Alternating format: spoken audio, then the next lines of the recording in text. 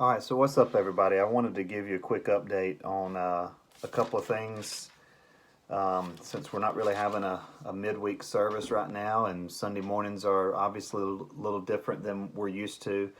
I kind of wanted to send out a video for one. Today's March 31st, so we are on the last day of our Proverbs study, or really just kind of read through of Proverbs.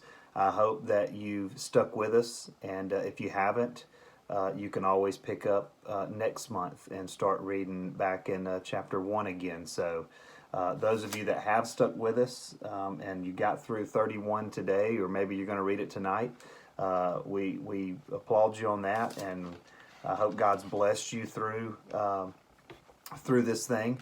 What we're going to do, though, is obviously we don't want to just stop reading the Bible after today and just kind of go back to what we're used to. So there's actually another wisdom book. So we call Proverbs a wisdom book, and if you think back to some of the chapters that you've read through, hopefully you see a lot of that wisdom that many of the writers are talking about in Proverbs, and hopefully some of those verses have really stuck out to you and spoke to you, and maybe even helped you even in the situation we're in right now in our country and across the world. So the next book we're going to read is Ecclesiastes. The good thing about that is that it's right after Proverbs, so you won't have a hard time finding it in your Bible. You just flip past Proverbs chapter 31 and you'll come to Ecclesiastes chapter 1. Now, this book, it to me in a lot of ways gets a little deeper in the way that it's written. You almost have to read it a little slower. It's not written like Proverbs, which is kind of written like poetry. A lot of the verses in Proverbs are kind of broken up like a poem would be. Ecclesiastes is going to read a little bit more like a book, which is probably what you're used to. If you missed Proverbs, Ecclesiastes is a great place to start with us. There's only 12 chapters in Ecclesiastes, so it's not a super long book. And April has 30 days in it. So we're going to divide up this book over the 30 days, and we're going to read through Ecclesiastes in April. And if you divide that up by 12 chapters, it's about one chapter every 2.5 days. And so that'll give us time to maybe spend 2 days or 2.5 days in one chapter. And that way you can read it a little slower. You can read it through all the way each day. Maybe jot some notes down. We don't have our little journals for this book, so you'll have to get you a fresh notebook, or if you've got one around the house, break that out and write, Ecclesiastes across the top.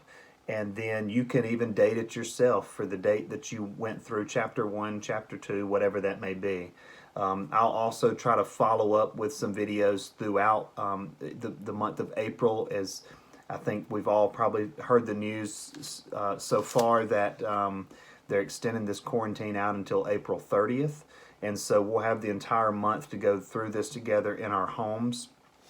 Another thing is, I encourage you, if you can and feel comfortable doing it, is to read through these chapters with your family. I don't know if any of you do reading with your family or prayer time with your family around the table or in the living room, but this is something that maybe you could even go to mom and dad and say, hey, the youth group's going through Ecclesiastes in the book in the month of April. Would you guys mind going through with me? Let's go through as a family. Sometimes that can feel maybe overwhelming to ask mom and dad something like that when it comes to the Bible or something spiritual, but I can remember myself being probably no more than 14 or 15 years old, and my mom had been out of church for quite some time, and I just remember one Sunday asking her if she would come to church with me, because I was still going to church at the time, but she wasn't, and it was kind of tough asking her that. I felt kind of weird asking mom about that, but I did it, and she came with me that Sunday, and she came every Sunday after that ever since. And so sometimes you just got to step out there and do something that may not feel comfortable. So that's Ecclesiastes. We're going to start tomorrow. It's going to give us more insight and more wisdom. I'll give you just a bit of an overview of Ecclesiastes. It's written by a man named Solomon. If you know much about the Bible, Solomon was King David's son. The Bible tells us that Solomon was the wisest man that's ever lived. That when Solomon was getting ready to take over being king after his dad passed away, he was out one day just kind of walking in the fields. He was getting ready to take the position, and he was kind of nervous. I mean, he was about to become the king of an entire country. He was just kind of nervous about if he would be able to do it. How, would he do a good job? Would he know what to do? As you can probably imagine, taking a position like that would probably make you a little anxious and keep you up at night wondering what's going to happen. So he's out walking one day and he's talking to God, and God says, ask me anything that you want, and I'll give it to you. Now, if you want to step back and think about that for yourself, what if God came to you today and was like, ask me anything that you want, and I'll give it to you? I mean, most of us would probably ask for something, monetary. We'd probably ask for something to do with money or clothes or, fame or, followers or, probably something that, not too deep, right? I mean, and a lot of people would do that, but Solomon knew the task he had before him, and so he could have asked for riches. He could have asked for, popularity. He could have asked for some big famous name in the land, but what he did is he said, God, if you'll give me wisdom, I know that I'm going to need wisdom to guide the people of Israel, to be a good king, and to make the right decisions. And that so impressed God that he, instead of asking for material things, he asked for God's wisdom, that God said, I'm going to give you wisdom.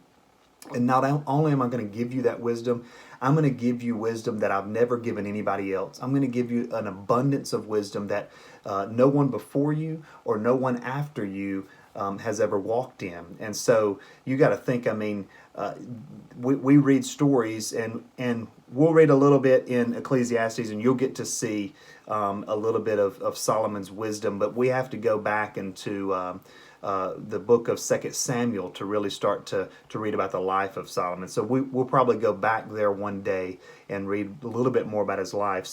But Ecclesiastes, written by Solomon, we have a little bit of an overview of who he is and what he is. And the book of Ecclesiastes is Solomon really kind of questioning everything in life. He's at a place in life where he looks at life. He goes out on his porch during the day and he looks out at nature and he looks out at the people, and he's just like, what is all this for? Why is all this happening? Why do some people suffer and some people prosper? Why do some people have great success, and why do some people go through great tragedy? Why do animals do this, and why does this look like this? And he just begins to question everything about life, about existence, about the purpose of life, and what he's doing on this earth. What are people doing on this earth? What is the whole purpose of this? And so we're going to read through in Ecclesiastes, and I think it's a great time for us to go through this book, because for so many of us, we've asked those questions maybe over the last couple of weeks, and maybe if it's not you, maybe your parents have, or maybe there's people that that have asked these questions of, why is all of this happening? What is going on in the world? What is the purpose of all of this? And so hopefully by reading through the book of Solomon, we'll also get a little bit of insight into maybe something that can help us when we're going through this time. And so we're going to start that tomorrow, Ecclesiastes chapter 1. And one of the things I want to leave you guys with, I don't want to keep this video too long, but one of the things I want to leave you with is, many of us, if not all of us in this time, are finding ourselves in, situations that we've never been in before. Having this whole quarantine thing to our house, and we can't meet in groups of more than 10. And when we go to the grocery store, you're having to go in and out real quick. And I was having to go to the grocery store yesterday, and they put limits on how much stuff you can buy, and it's just a weird time right now. It's just a strange thing going on. And some of us have been completely stripped of our routines, of the things that we do, the places we love to go, the people we love to spend time with.